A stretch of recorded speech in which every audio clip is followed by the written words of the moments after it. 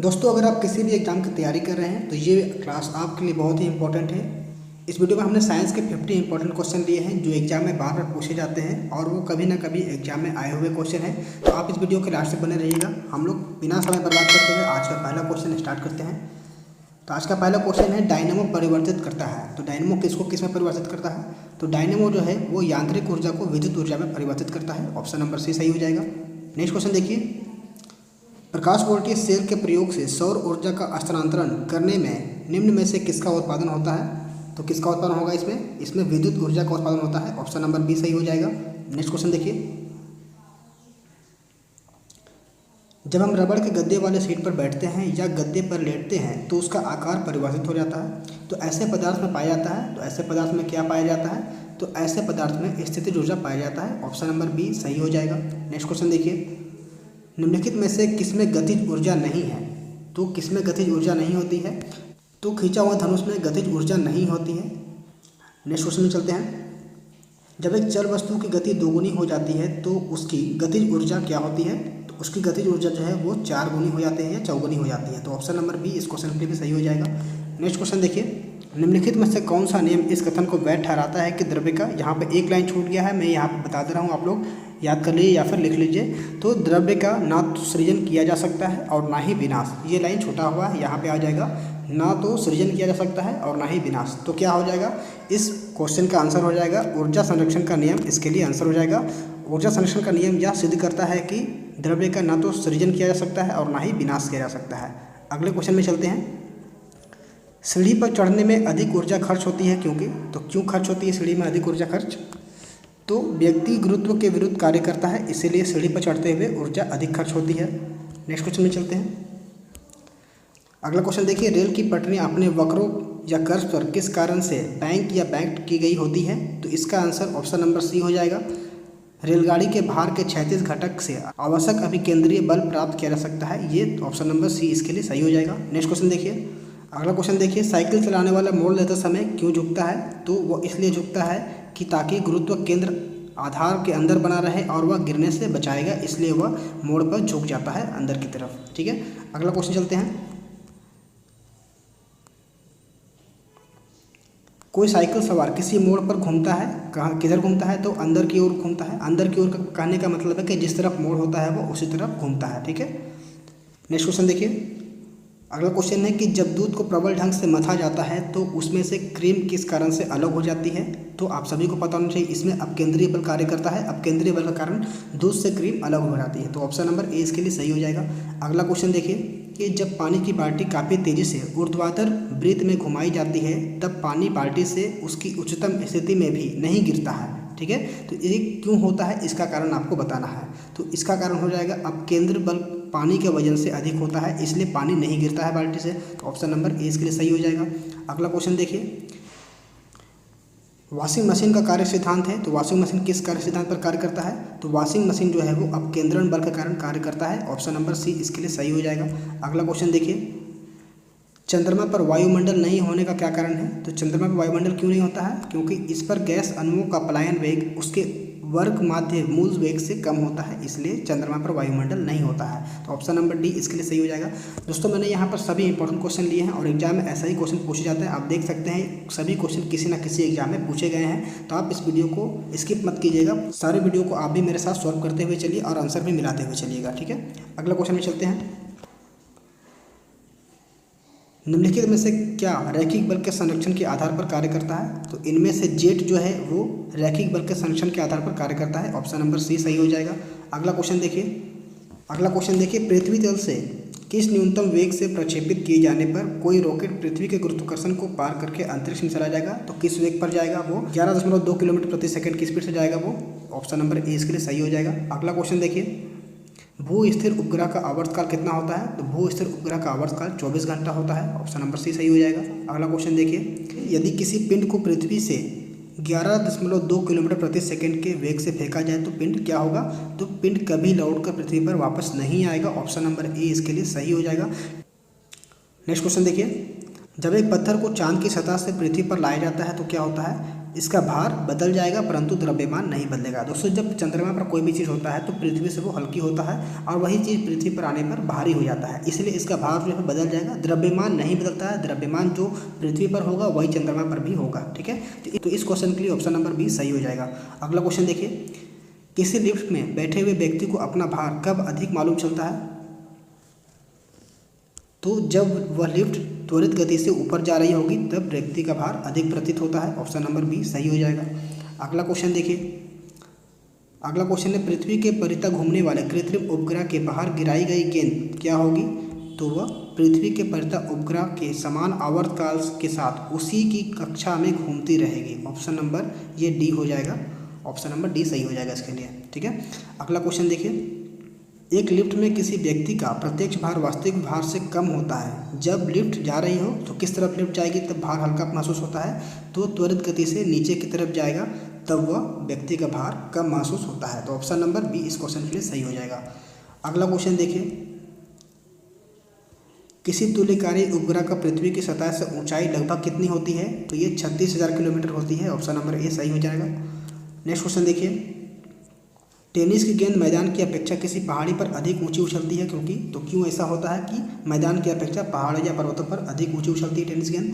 क्योंकि पर्वतों पर पृथ्वी का गुरुत्वीय त्वरण कम हो जाता है, इसीलिए वो गेंद अधिक ऊंची उछलती है। ऑप्शन नंबर सी सही हो जाएगा। अगला क्वेश्चन देखिए, यदि पृथ्वी का गुरुत्वाकर्षण बल अचानक लुप्त हो जाए तो निम्नलिखित में से कौन सा परिणाम सही होगा? 4 ऑप्शन आपके पास है, देखिए कौन सा परिणाम सही होगा। तो इस क्वेश्चन के लिए ऑप्शन नंबर ए सही हो जाएगा। वस्तु का भार शून्य हो जाएगा परंतु द्रव्यमान वही रहेगा। देखिए होता क्या है, गुरुत्वाकर्षण बल के कारण ही हम लोग वस्तु को भारी महसूस कर पाते हैं, और जब वही शून्य हो जाएगा तो भार भी शून्य हो जाएगा, लेकिन द्रव्यमान तो वही रहेगा क्योंकि वस्तु का मात्रा नहीं बदल रहा है। ठीक है, अगला क्वेश्चन देखिए, अगला क्वेश्चन है पृथ्वी के गुरुत्वाकर्षण का कितना भाग चंद्रमा के गुरुत्वाकर्षण के सबसे नज़दीक है? तो इसका आंसर हो जाएगा 1/6 भाग। ऑप्शन नंबर सी सही हो जाएगा। जब कोई व्यक्ति पृथ्वी पर 60 kg का होता है तो वही चंद्रमा पर क्या हो जाएगा? 10 kg का हो जाएगा, क्योंकि चंद्रमा पर इसका भार 1/6 भाग हो जाता है। ठीक है, अगले क्वेश्चन देखते हैं। अगला क्वेश्चन है लोलक की आवर्तकाल टाइम पीरियड क्या होता है? तो लोलक का आवर्तकाल जो है वो लंबाई के ऊपर निर्भर करता है। ऑप्शन नंबर बी सही हो जाएगा।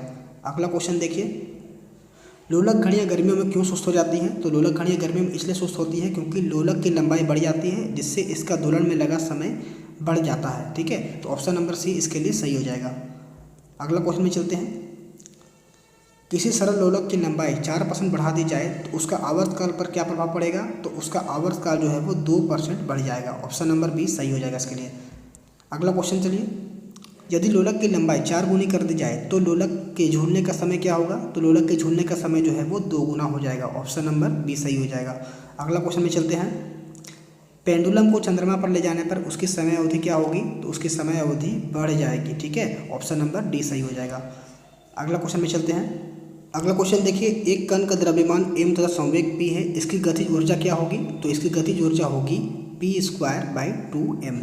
तो ऑप्शन नंबर डी सही हो जाएगा इस क्वेश्चन के लिए। नेक्स्ट क्वेश्चन में देखते हैं क्या पूछ रहा है, हुक का सिद्धांत निम्नलिखित में से किससे संबंधित है? तो हुक का सिद्धांत जो है वो प्रत्यास्थता से संबंधित है। ऑप्शन नंबर बी इसके लिए सही हो जाएगा।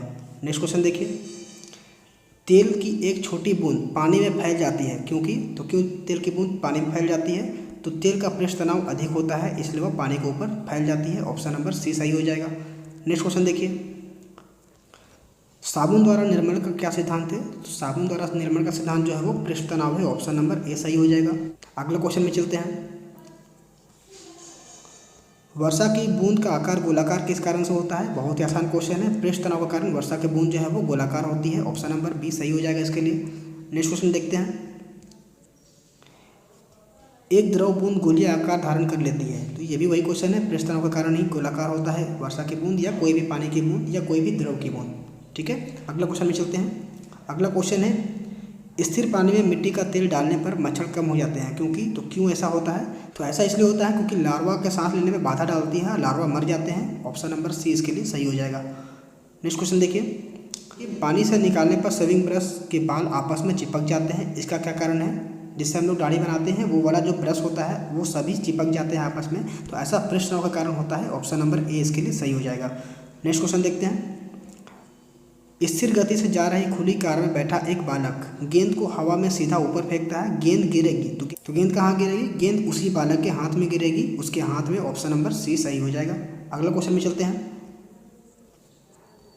अगला क्वेश्चन है, एक व्यक्ति पूर्णतः चिकने बर्फ के क्षैतिज समतल के मध्य में विराम स्थिति में है। न्यूटन के किस या किन नियमों का उपयोग करके वह अपने आप को तट पर ला सकता है? न्यूटन के गति के तीसरे नियम के अनुसार वो ये कार्य कर सकता है। ऑप्शन नंबर सी इसके लिए सही हो जाएगा।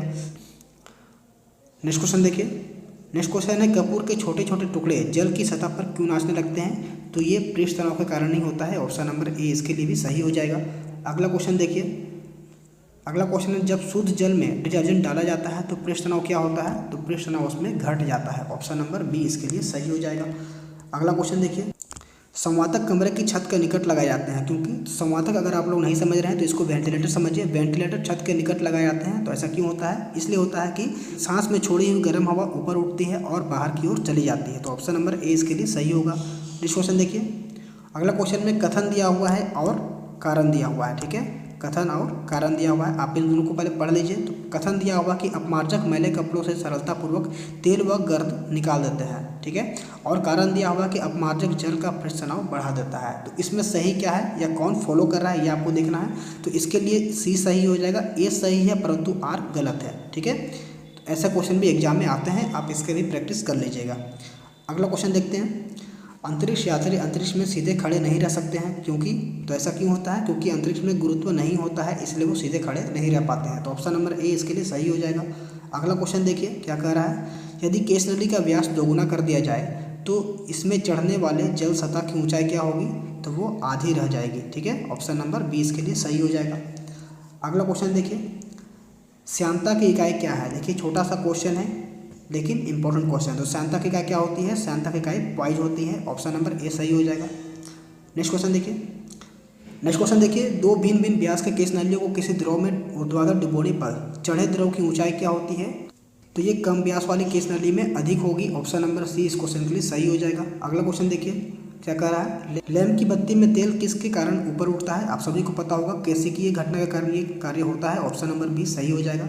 अगला क्वेश्चन देखते हैं, इंपॉर्टेंट क्वेश्चन है। पानी में लोहे की सुई डूब जाती है लेकिन जहाज तैरता रहता है, यह किस सिद्धांत पर आधारित है? तो यह आर्किमिडीज के सिद्धांत पर आधारित है। ऑप्शन नंबर बी इसके लिए सही होगा। अगला क्वेश्चन देखिए। आर्किमिडीज का नियम निम्नलिखित में से किससे संबंधित है? तो आर्किमिडीज का सिद्धांत जो है वह प्लवन का नियम से संबंधित है। ऑप्शन नंबर ए इसके लिए सही हो जाएगा। नेक्स्ट क्वेश्चन देखिए। जब कोई वस्तु किसी द्रव में पूर्णतः या आंशिक रूप से डुबाई जाती है तो उसके भार में कुछ कमी प्रतीत होती है तथा उसके भार में आभासी कमी उस वस्तु के द्वारा हटाए गए द्रव के भार के बराबर होती है। यह सिद्धांत है। तो यह किसका सिद्धांत है ये आपको बताना है। तो ये भी आर्किमिडीज का ही सिद्धांत है। ऑप्शन नंबर बी इसके लिए भी सही हो जाएगा। तो दोस्तों ये थे आज के इंपॉर्टेंट क्वेश्चन जो कि साइंस से लिए गए थे और ये सभी क्वेश्चन किसी एग्जाम में आए हुए थे। अगर वीडियो आपको अच्छा लगा हो तो लाइक और कमेंट जरूर कर दीजिए, साथ ही अपने दोस्तों के साथ भी शेयर कर दीजिए।